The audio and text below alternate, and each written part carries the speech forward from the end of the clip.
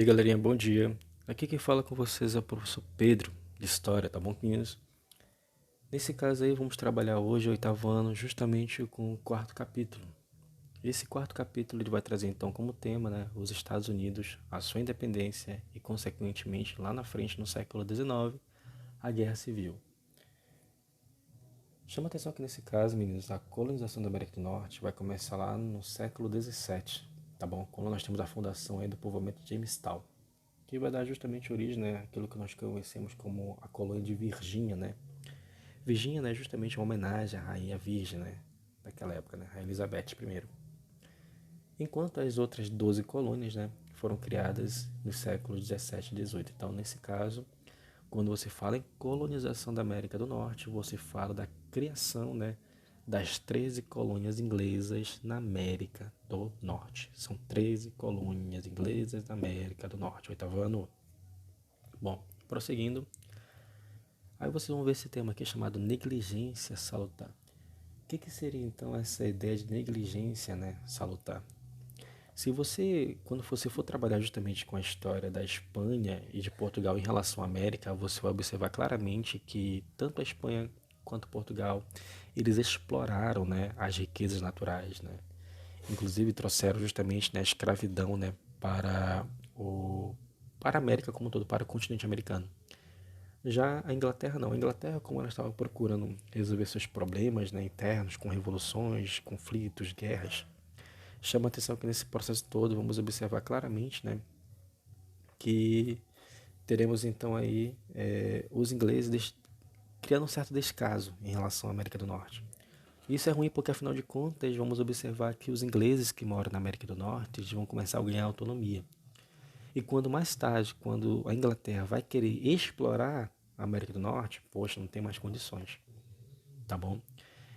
E aí, no caso, vai ser muito complicado para eles, porque afinal de contas, né, você vai observar claramente, né, que nesse momento, né, a Inglaterra não vai conseguir fazer como a Espanha e Portugal fez com a América Latina, né, que é justamente explorar e tirar suas riquezas. Aqui vocês têm justamente um comércio triangular, tá bom? Esse comércio triangular ele vai funcionar de duas maneiras: das colônias inglesas, né, das Antilhas da Europa. Você pode observar aí que cada um tem uma responsabilidade, uma função econômica, né?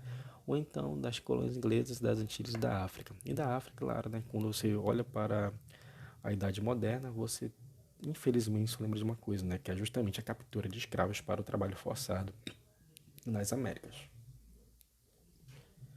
Aí você tem então as 13 colônias, tá bom?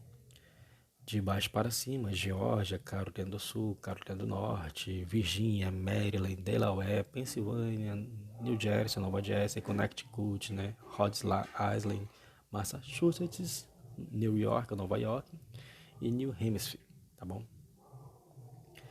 Mas o que eu quero que vocês aprendam? Ai, professor, eu sou o Alfredo e eu justamente, né, vou decorar todas as 13 colônias. Ei, para com isso. Eu não quero que vocês decorem, eu quero que vocês aprendam, meninos. Nesse caso aí, meninos, o que eu quero que vocês entendam então? Eu quero que vocês peguem essa divisão. Nós temos então colônia de povoamento versus colônia de exploração. Quando você fala em colônia de povoamento, você fala das colônias do centro-norte. Quando você fala em colônia de exploração, as colônias do sul. Aí nós temos as principais características. Quando você fala em relação ao povoamento, você fala em pequena propriedade familiar, também chamada de minifúndio.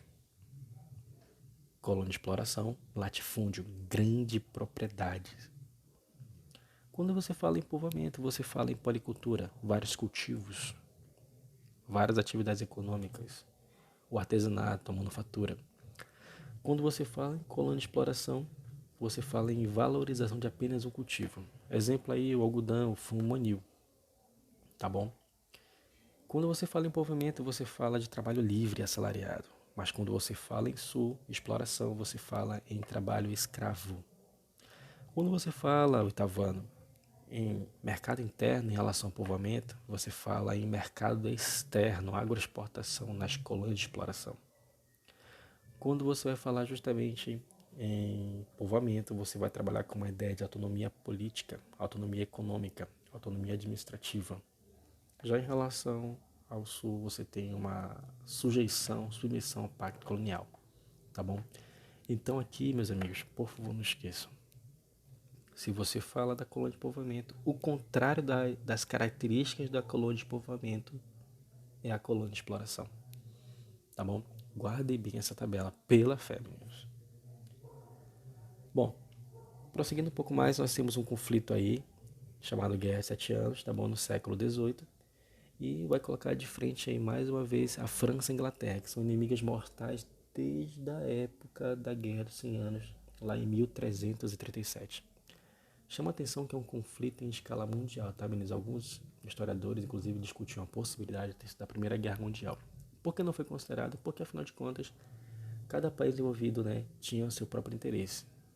Ou seja, não tínhamos uma união militar. E aí você vê que os ingleses conseguiram vencer, tá bom?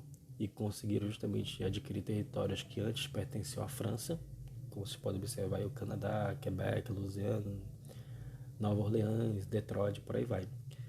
E a Inglaterra prometeu justamente, né, aos colonos ingleses que moravam na América do Norte que se eles lutassem ao lado da Inglaterra e se a Inglaterra vencesse, eles receberiam terras, recompensas. Só que isso tudo não passou de uma simples promessa. Nós temos aqui algumas imagens, né, que nos trazem justamente uma ideia do que foi essa guerra dos 7 anos entre França e Inglaterra. Quem venceu foi a Inglaterra. E aí, meus amigos, toda guerra ela gera um custo, né? E esse custo foi muito alto para a Inglaterra e, consequentemente, abalou a economia deles. E de que maneira os ingleses, ou seja, a Inglaterra, vai procurar recuperar sua economia criando impostos ou aumentando outros? Quando falamos em impostos, falamos destes aqui que estão à frente de vocês. Lá no século XVIII, então, nós temos essa quantidade aí, né? Nós temos em 1733 a lei do melaço, a lei sobre um derivado do açúcar. Nós temos em 1764 a lei do açúcar, tá ok? Nesse caso, os ingleses que moravam na América do Norte só poderiam comprar o açúcar que era vendido pela metrópole Inglaterra e não pelas Antilhas, que era muito mais barato. A lei do selo, o Stamp Act, que é justamente tudo aquilo que vinha da Inglaterra era selado e você não pagava apenas pelo produto, mas pelo selo também. A lei do aquartelamento ou alojamento, que era esse, professor, de 1765. Nesse caso aí, meninos, o que nós podemos observar? Se porventura as tropas militares inglesas tivessem que ir para a América do Norte, os colonos ingleses eram obrigados a oferecer suas casas para os militares.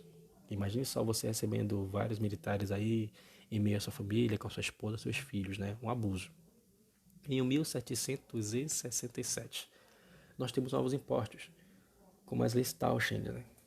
Como vocês podem ver, impostos sobre o chá, corante, vidro, papel e chumbo. Então eles procuravam de todas as maneiras criar impostos para justamente recuperar a economia, né, dos cofres públicos da Inglaterra. Só que nesse caso, temos que levar em consideração que nós temos em meio às 13 colônias justamente, né, a chegada de uma ideologia, o iluminismo, que vai começar a abrir a mente desse povo para buscar uma independência. Como falei anteriormente, então, o iluminismo acaba influenciando os colonos ingleses a buscar, a defender a independência, o desligamento total com a Inglaterra. Quando chega em 1773, nós temos então aí a reação dos colonos a essas arbitrariedades, a esses impostos, a essas criações bizarras, absurdas. Quando justamente é criada a lei do chá, nós temos aí a festa do chá de bosta. O que foi isso? Um grupo de mais ou menos 10 pessoas estavam fantasiadas de nativos, de índios, e entraram nos navios, né, da Companhia das Índias Orientais, navios, que pertenciam à Inglaterra, e começaram a pegar o carregamento do chá e jogaram no mar. Meus amigos, claro que a Inglaterra não vai gostar disso. E em represália, o governo inglês vai criar justamente as leis intoleráveis ou coercitivas. Nesse caso, foi uma verdadeira caça às bruxas. Verificar quem eram os 10 que estavam fantasiados, além disso, né, buscar que todas as 13 colônias pagassem altíssimas indenizações. E aí vocês têm justamente uma das telas que mais representa o que foi essa festa do chá de Boston, né? Aí vocês têm no canto direito de vocês os índios, né, os nativos, que são pessoas fantasiadas, justamente, né, para disfarçar. E andando um pouco mais, nós temos aí então o primeiro e o segundo Congresso Continental da Filadélfia. Meninos, cada um com o seu objetivo. Então Julie, então Emanuele, então Eduardo, então meninos como um todo, tá bom? Foque bem, muito bem nessas características. O primeiro aconteceu aí, Pedrinho, vocês podem observar em 1774. Qual o objetivo? Buscou a negociação com o governo da Inglaterra. Qual é a negociação aí? Nesse caso, se não tem como diminuir os impostos, então nós vamos ter que ir para a luta armada, tá bom? Chama a atenção que nesse caso, né, nós temos o segundo congresso, que vai acontecer em 1776, e aí chama a atenção, Davi Ferreira, que nós temos então a aprovação da Declaração da Independência, tá bom? Então, o que vai acontecer então aí, então, o segundo congresso ele é definitivamente muito mais importante porque no dia 4 de julho de 1776, então, os colonos ingleses declaram-se independentes político, administrativa, economicamente da Inglaterra, tá bom? E nesse caso aí, no espaço de 5 anos, de 1776 até 81, nós temos as famosas guerras ou guerra de independência. E os britânicos, né, os ingleses irão perder para os colonos. Inclusive, né, quem vai apoiar os colonos ingleses a lutar contra a Inglaterra é França e Espanha, tá, meninos? Quando chega em 1783, a Inglaterra ela reconhece a independência dos Estados Unidos pelo Tratado de Versalhes, tá bom? Olha que interessante. No território francês, ou seja, em Versalhes, a Inglaterra é convidada de forma humilhante a ter que reconhecer que os Estados Unidos não pertencem mais a ele. Que top, hein, meninos? O primeiro presidente foi o militar George Washington. Thomas Jefferson foi o cara que declarou, ou melhor falando, que criou a Carta de Declaração de Independência dos Estados Unidos. Em 1787, nós temos então uma Constituição. Essa Constituição dos Estados Unidos tem como características principais uma república federativa e presidencialista. Como assim, professor? Então, os estados possuem uma certa autonomia e quem está à frente do poder é o presidente, né? Que vai estar à frente durante um curto período de tempo, 4 ou 5 anos. Nós temos uma divisão tripartite do poder, como assim? Uma divisão do poder em legislativo, executivo e judiciário. Só que o voto ele é censitário. O que é um voto censitário? O voto censitário é aquele em que você só pode fazer parte, só tem direito político, só tem direito de votar se você tiver alguma renda, né? Chama atenção que nesse caso aí, essa observação, meninas, é muito importante, tá? Vocês lembram que lá atrás nós tínhamos as diferenças entre as colônias de povoamento do centro-norte e as do sul de exploração? Pois é, essas características das colônias do norte, centro e do sul, elas não vão ser solucionadas, elas não vão acabar com a guerra de independência, né? Com a declaração de independência. Nesse caso aí, essas diferenças só vão ser resolvidas na segunda metade do século XIX.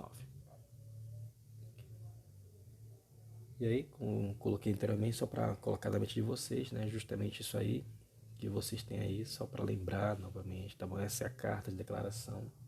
Tá repetido aí, como vocês podem observar, mas é para vocês aprenderem. Esse aí é um trecho, né, da carta. Aqui nós temos a famosa águia americana, né, um dos símbolos, né, dos Estados Unidos. E aí, consequentemente, nós temos a expansão territorial. Quando você fala em expansão territorial, você fala na chamada marcha ou corrida para o oeste, ou faroeste. Então você fala da saída dos colonos que moravam na costa atlântica para a costa pacífica, tá ok? E aí vão acabar se dedicando justamente à criação de gado, à pecuária. E claro, o que mais vai motivar justamente o povo a sair da parte atlântica é quando eles vão descobrir ouro na Califórnia, né, em 1848. Nós temos aí também a doutrina Monroe. A doutrina Monroe, meus amigos, ela tem uma frase muito interessante. Ela é chamada, entre aspas, América para os americanos, tá bom? O que é isso? Se nós pudéssemos colocar em novas palavras, poderíamos dizer assim, América para os norte-americanos. Os Estados Unidos queriam justamente, né, rivalizar, né? Eles queriam justamente, né, bater de frente com a Inglaterra. Então, para eles, começavam a fazer uma política da boa vizinhança com a América Latina. Tá ok? Então, a doutrina Monroe nada mais é do que uma política de conquista territorial, né, e até mesmo econômica dos outros países da América. Destino Manifesto, vocês podem observar justamente que nós temos uma figura feminina, né, carregando aí de um lado de suas mãos, na sua parte esquerda, né, a eletricidade, do outro um livro, que pode ser a Constituição, né, alguns historiadores colocam como isso, e vocês observam que ela está iluminada, né, ela é praticamente a luz, né, e vai trazendo consigo aí lá atrás os trens, as carroças, os navios. Então nós temos uma batalha de luz e trevas entre aqueles que vão levar o progresso e os nativos, né, que são justamente, né, o regresso. Nesse caso, quando você fala em destino manifesto, os colonos diziam que Deus, a chamada divina providência, lhes deu autorização, por meio de um discurso civilizatório, de ocupar todos os Estados Unidos, desde a costa atlântica até a costa pacífica, tá bom? Então, o destino manifesto é um discurso religioso. Quando chega então em 1860, né, já na segunda metade do século XIX, nós temos aí então a candidatura de Abraham Lincoln, né? Como vocês podem observar aí à esquerda de vocês. Ele acaba sendo eleito, tá bom? E defendeu o protecionismo, né? O que é o protecionismo? Nesse caso é a proteção dos produtos nacionais contra as importações e também, claro, o fim da escravidão, a abolição da escravatura.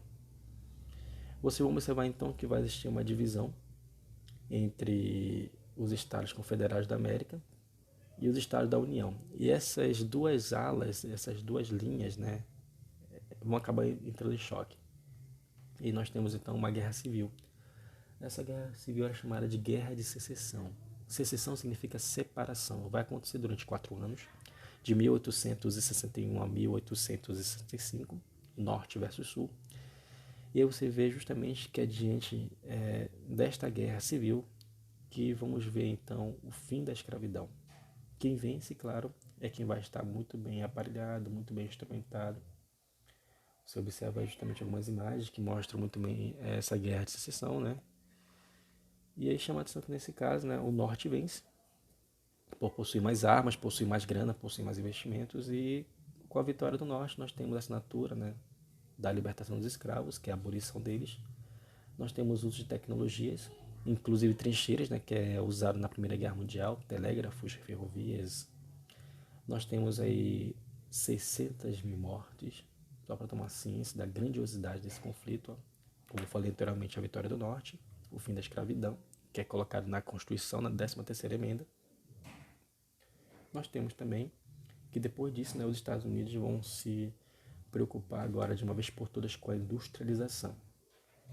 E aí chama a atenção que quando acaba o conflito, né, quando tudo já está resolvido, o Norte venceu, Abraham Lincoln, né, ele acaba sendo assassinado por um sulista, né, por alguém que defendia justamente a escravidão.